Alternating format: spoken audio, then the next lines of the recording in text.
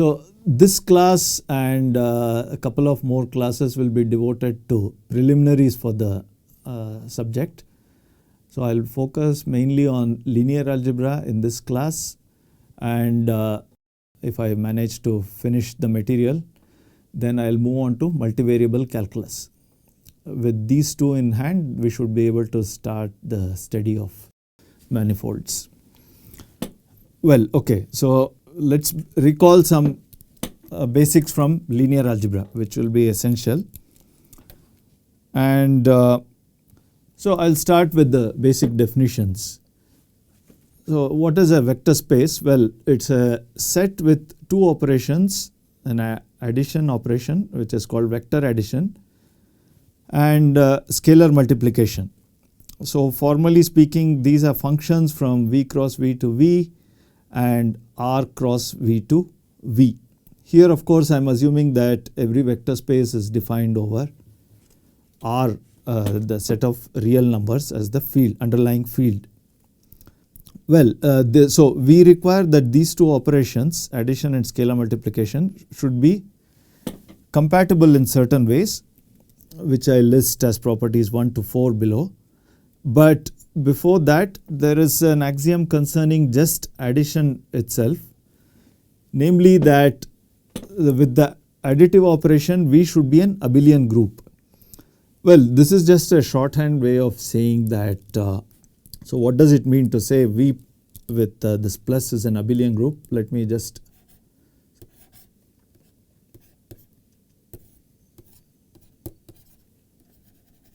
this just means that, well, there is a, first of all, there is an identity element inside the group.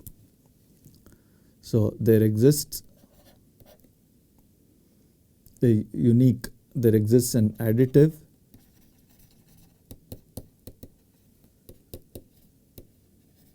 identity which we denote by 0, i.e. the fact to say that it's an additive identity just means that 0 plus V equal to V for all V in V. And the second thing is there is an additive inverse as well. Given V in V, there exists an additive inverse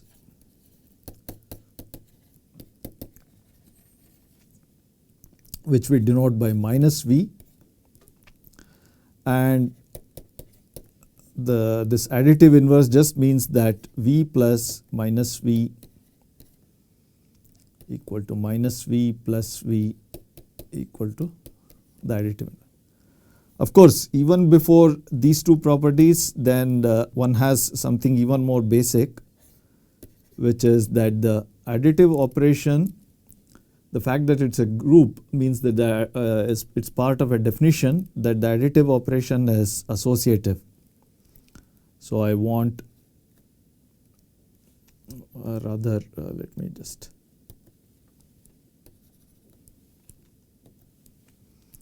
V plus W plus X equal to V plus W plus X for all V W X in V, and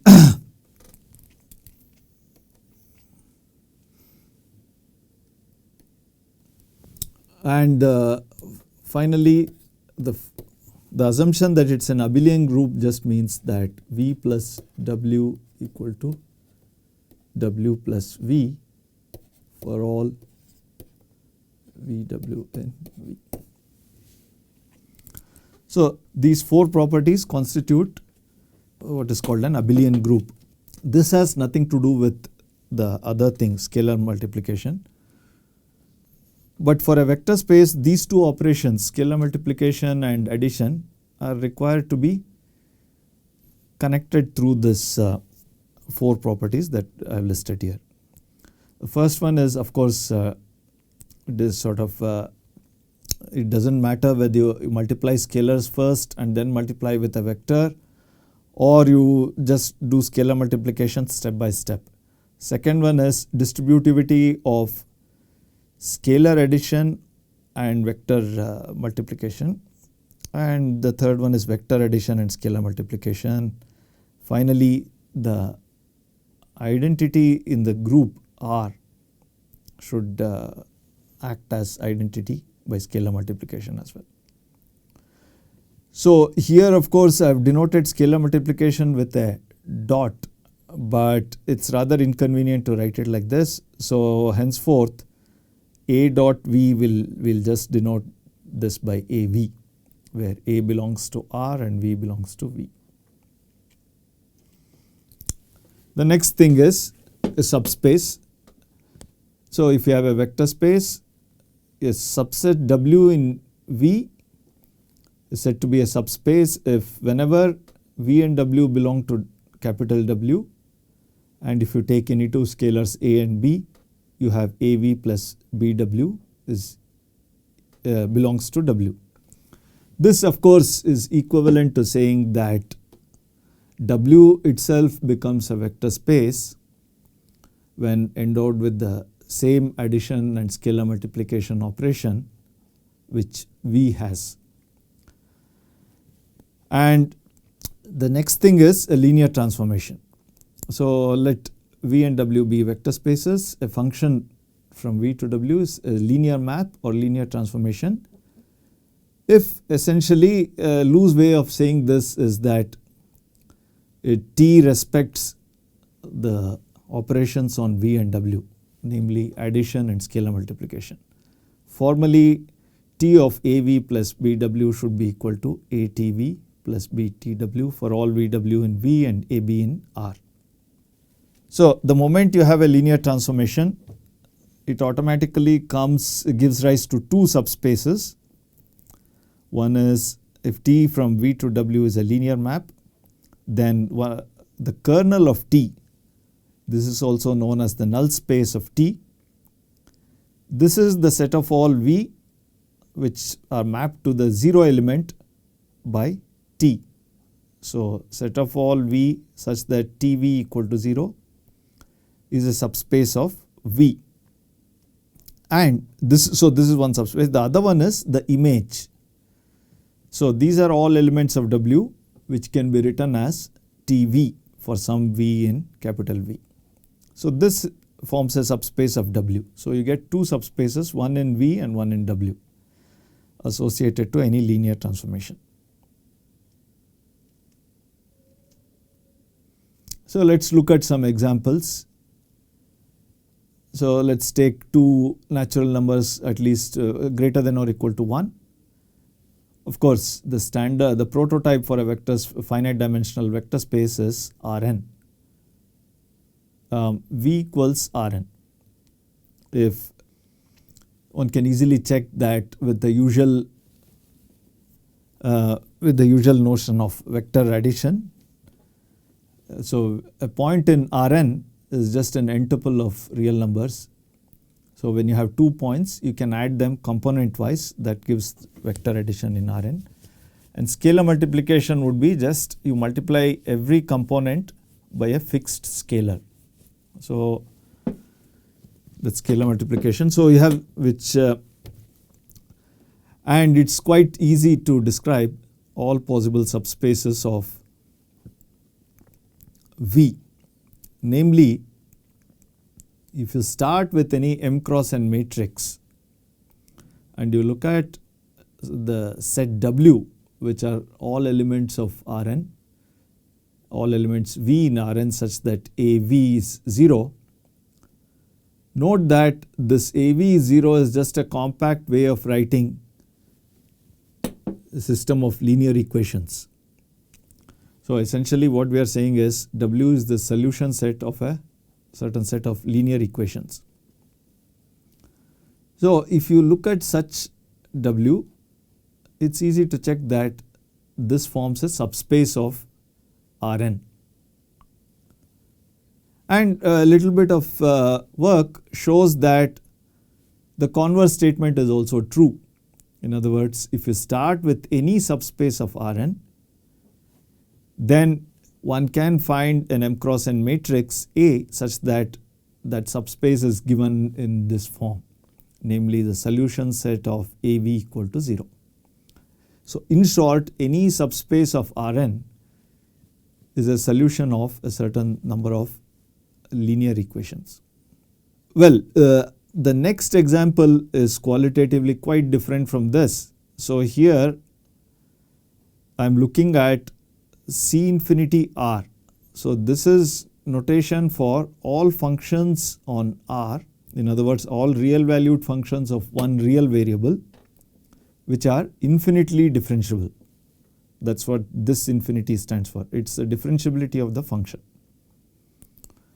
So the V is the set of infinitely differentiable real valued functions on R. So it's of course you can add two functions and you can multiply a function by a scalar. So this in a very trivial way it becomes a vector space. Of course the point is that when you add two C infinity functions you again get a C infinity function, and if you start with a C infinity function and multiply it by scalar, the result is also C infinity. And this has lots of interesting subspaces. So here the first example is, let W be the set of all polynomials. So here I do not specify the degree of the polynomial. So just look at all possible polynomials. Then of course if you have sum of two polynomials you get a polynomial, and a scalar multiple of a polynomial is another polynomial. So W is a subspace. And in fact you can specify the degree as well. So let us take k greater than or equal to 1 and let Wk be the set of all polynomials of degree less than or equal to k. Then Wk is a subspace as well. It's a Wk is a subspace of W, which is in turn a subspace of V. And well, yeah, so here why is Wk a subspace? It's just that if you have two polynomials of degree less than or equal to k, then their sum is the degree of the sum is less than or equal to k as well. So same thing for scalar multiple. And one has some interesting linear maps on this space as well. So let us say I want for k greater than or equal to 1, the kth, taking the kth derivative gives a linear map from which I denote d superscript k, dk from V to V. So in other words, if I start with an infinitely differentiable function and I take its kth derivative, the first thing to observe is of course since it is infinitely differentiable, even after I take the kth derivative, the resulting thing itself is infinitely differentiable. So I do get a map from V to V. So that I have written it as follows: dk of f. So the input is a function f. Its value at a point t is given by just taking the kth derivative of f and evaluating at t. Of course, this is trivially it is a linear map. After all, we know that taking derivatives are linear operations. Differentiating is a linear operation. And what about its, in the previous slide I had remarked that whenever you have a linear map you have two subspaces. Well, in this case, what about the kernel of this kth derivative map? So to say that something belongs to the kernel of dk just amounts to saying that the kth derivative is 0. And from that it is quite easy to see that if the kth derivative of function is 0, then you just integrate k times and you will see that f is necessarily a polynomial of degree k minus 1. And the converse is also true. If you start with a polynomial of degree k minus 1, its kth derivative is 0. So the kernel of this map is dk is precisely the subspace wk minus 1 that I defined earlier. And of course one can also ask what is its image, which I won't discuss right now. The next example is the vector space consists of all n cross m matrices, all n cross m real matrices. So one can add two matrices in the usual way and then multiply matrix by a scalar. So it does indeed become a vector space. And the case n equals m, namely square matrices, is particularly interesting because it has some nice subspaces. But even if n is not equal to m, this is indeed a vector space. So what about now going back to the first example, Rn. What are all possible linear maps from Rm to Rn? If you have a n cross m matrix, then you can define a linear map just by multiplying, take V in Rm and multiply with A. So AV will be an element of Rn. And it's a standard fact that any linear map from Rm to Rn can be described like this. In other words, if T from Rm to Rn is linear, then you can find a matrix A such that T V equal to AV for all V in Rm.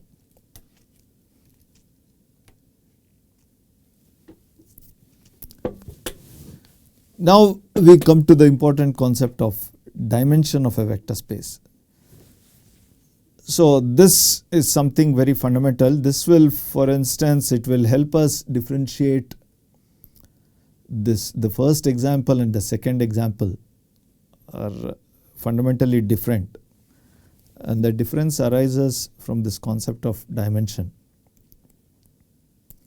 First, let's recall that if you have a finite subset of V, finite set of vectors, a linear combination of V1, V2, Vk is an element of V which is of the form C1 V1 plus C2 V2 etc. plus Ck Vk, where C1, C2 and Ck are all scalars. So you just multiply each of these with some scalars and add them up. And the span of a subset S is the set where is the set consisting of all linear combinations of elements from S. So I just take finite number of vectors in S, take all possible linear combinations and then put them all together. That is the span of S. So it's a simple fact to check that span, whatever set S you start with, the span S is a subspace of V. And in fact S itself is a subspace if and only if span S is just itself. So this is the other concept which we need is that of linear independence of vectors. So again you start with a finite set of vectors. They're said to be linearly independent if the following condition holds. If C1 V1 etc. plus Ck Vk is 0. So in other words, if any linear combination of them is 0, then necessarily all these coefficients have to be 0. And if V1, V2, Vk are not linearly independent, we say that they are linearly dependent. So now we combine these two properties, the spanning property and rather the linear combination property and this linear independence property. So we say that a finite set of vectors is a basis for V if span of V1, V2, Vn is equal to V. In other words, So this is another way of saying that every element of the vector space can be written as a linear combination of v1, v2, vn. And the other thing is that these vectors are linearly independent. So these two properties as such have nothing to do with each other, but we demand that both of them hold for the set to be, for it to be called a basis. Now there are other ways of saying that v1, v2 these are linearly independent. So let me just write one other way of.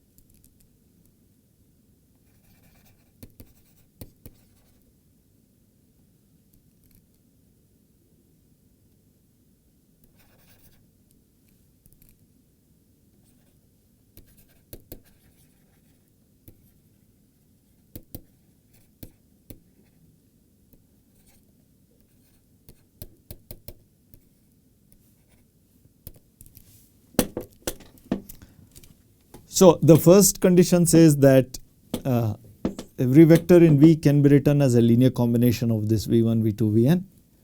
Instead of saying that they are linearly independent, one can just say they can be uniquely written as a linear combination of v1, v2, vn.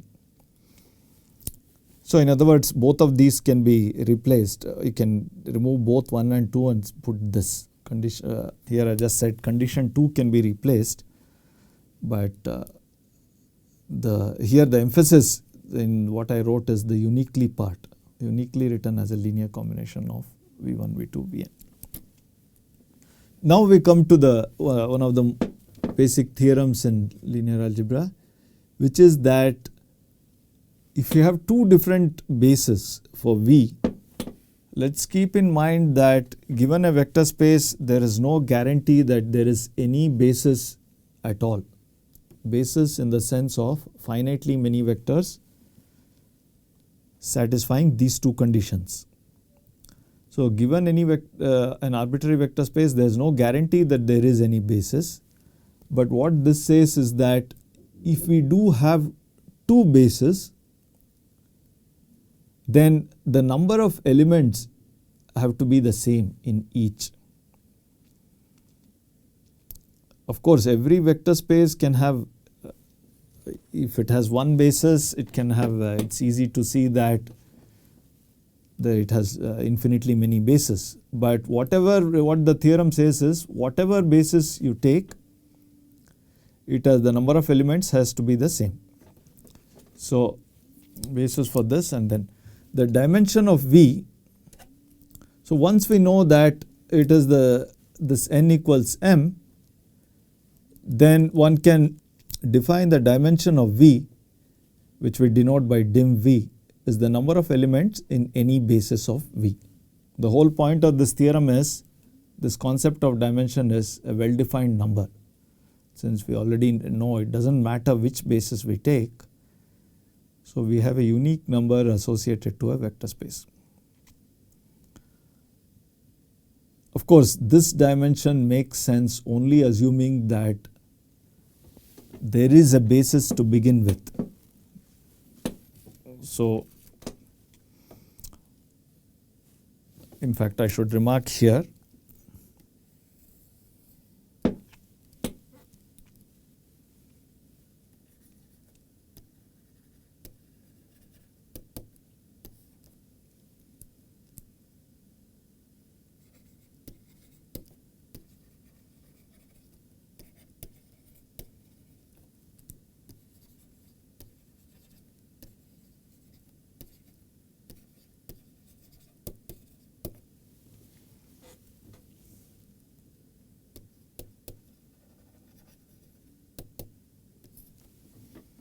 Well, not every vector space has a basis. As an example, we'll just go back to the example of C infinity functions.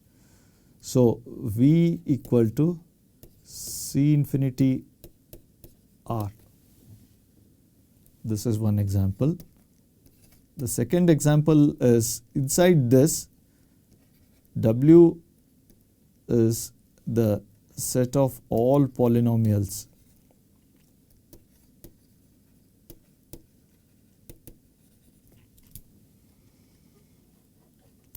neither of these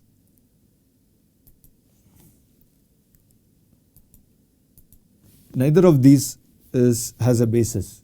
Well, how do we see, for example, that C infinity R doesn't have a basis?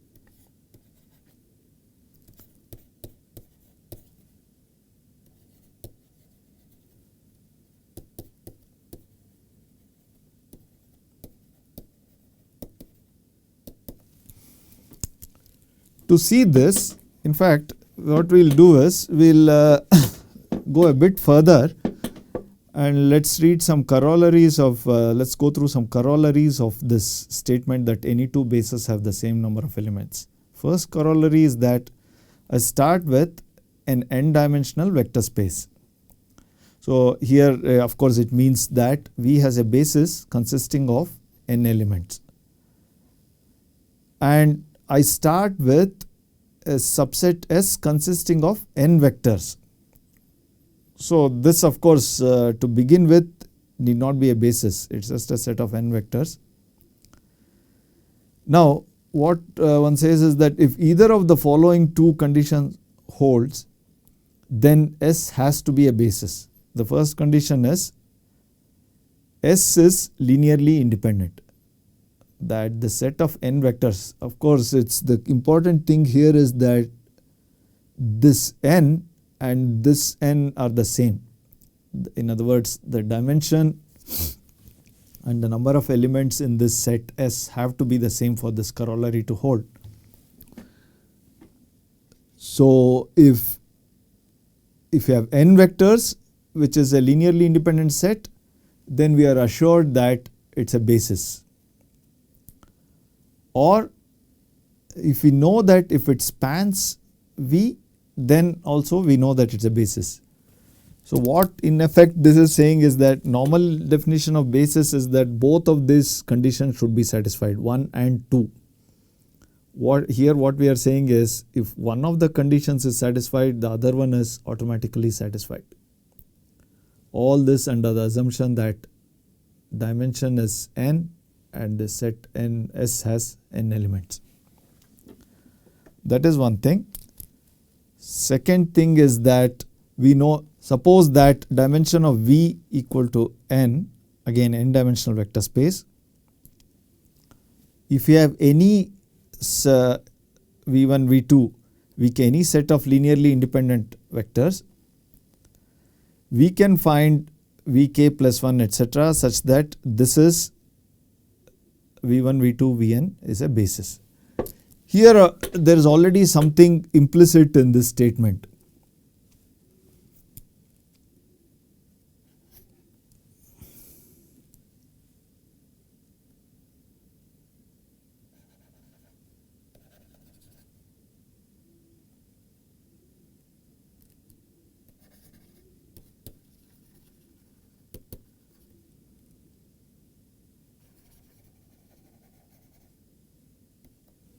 We use the following remark, namely that if dimension V equal to n and V1, V2, Vk is a linearly independent set,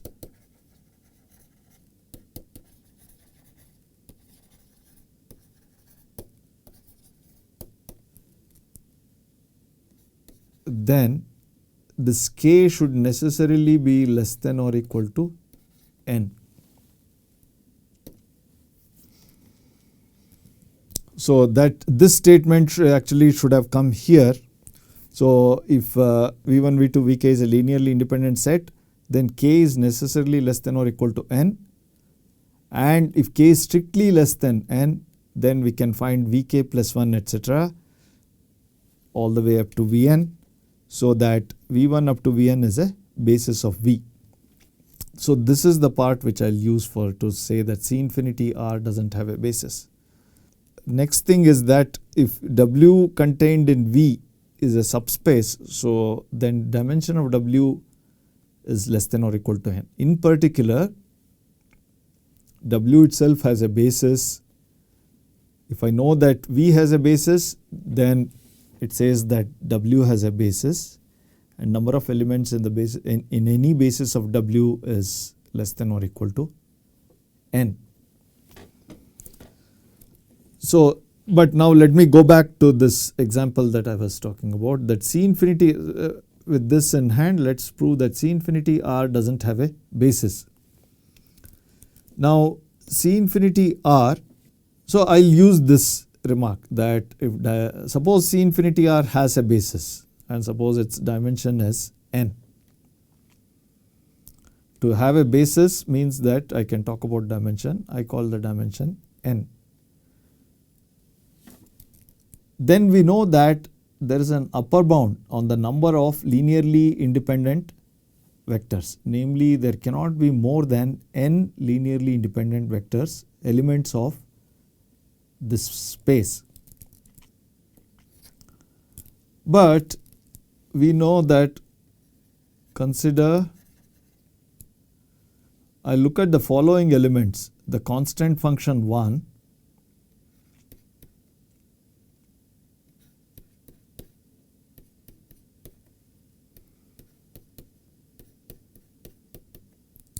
and so on. So f kx is x to the power k minus 1. Power functions. These are all of course infinitely differentiable functions and they belong to C infinity R. Well, and there are an infinite number of them. Then I also claim that f1 etc. f2, this set is linearly independent. Let me stop at some k, doesn't matter, is linearly independent. So this is shorthand notation, I just wanted to write, let me write it clearly. So, right, so I would like to claim that this set is linearly independent Li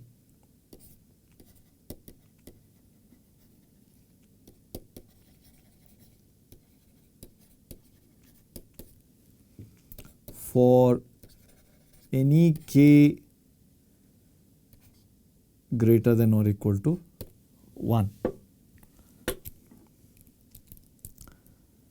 So, well, this would immediately give a contradiction, because we know that if C infinity R had a basis and the basis had n elements, then we know that there cannot be more than n linearly independent vectors.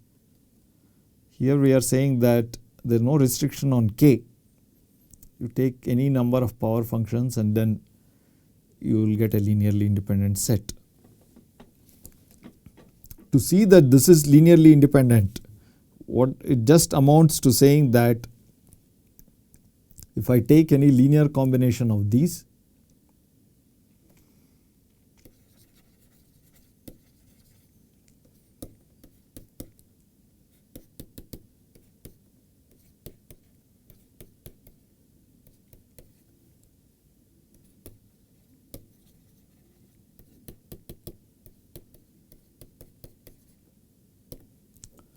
suppose this is true. Well, this is to say that this is 0 is let's keep in mind that this is actually supposed to be a function. So this function is the 0 function. In other words, if I evaluate it on any x, it should be 0. So what we are saying is that C1 f1x is just the way we defined it. F1 was a constant. C2 f2 was x.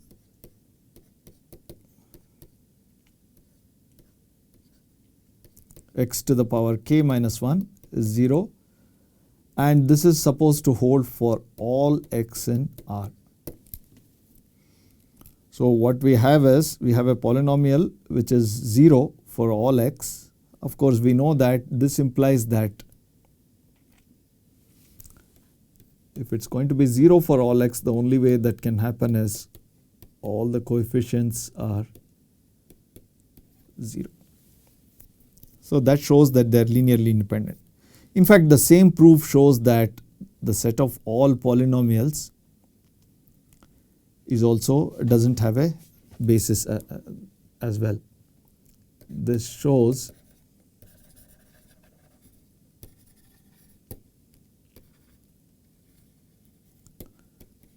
W doesn't have a basis as well. The reason being that this power functions belong to W. So again, if it had a basis, the same argument will work. So let's recall another important thing about which relates linear transformations and these subspaces associated to that, and the concept of dimension. So whenever you have a linear transformation, so the assumption is V and W be finite dimensional vector spaces. This just is another way of saying that both V and W have basis, in the sense that we have defined a basis. So finite dimensional vector spaces, and T from V to W a linear map. Then the statement is that the kernel, which is a subspace of this, and image, which is a subspace of this, the dimension of the kernel plus dimension of image should add up to the dimension of this space V, the domain space.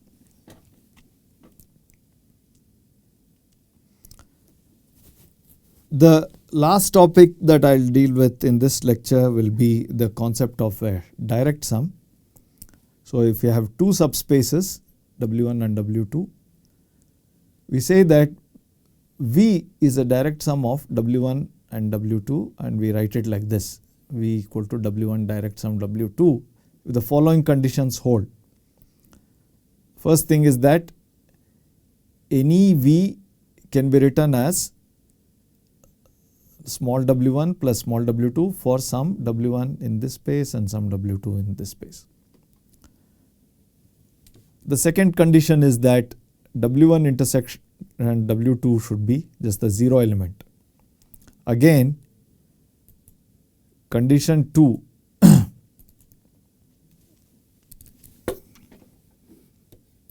in the definition of a direct sum, I can replace 1 and 2 can be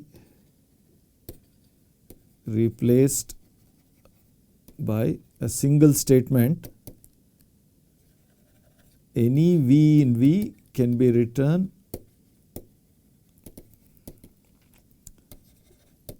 uniquely as V equal to W1 plus W2 for some W1 and capital W1, capital W2. So there are unique elements W1 and small w1 and W2 given V, so that I can write it like this. This single statement is equivalent to both of these.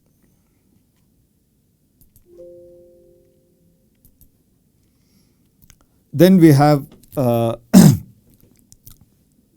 in general, if you start with any vector space and a subspace, then there may not be any other subspace W2 so that V equal to return. But if you assume that V is a finite dimensional vector space, if dimension V is n and W is a subspace, then one can check that there is a this statement, there is a subspace X such that V can be written as W, the W we started with, direct sum X. So this is X is called a, X is not unique. There can be lots of subspaces which have the same property. Given the W, I can find many X usually. This is called, any such subspace X is called a complementary subspace of W. So what we are saying is that in a finite dimensional vector space, given any subspace, I can find a complementary subspace. And the dimension of a complementary subspace is just n minus dimension of this minus dimension of W. And the proof of this is just an immediate application of this corollary, namely that if I given a subspace, or rather this one, that if I start with any k linearly independent vectors, I can expand that set so that I get a basis of the big space. So using that, it's easy to find a complementary subspace. So with this topic, so we'll end this lecture, and next time we'll resume with multivariable calculus.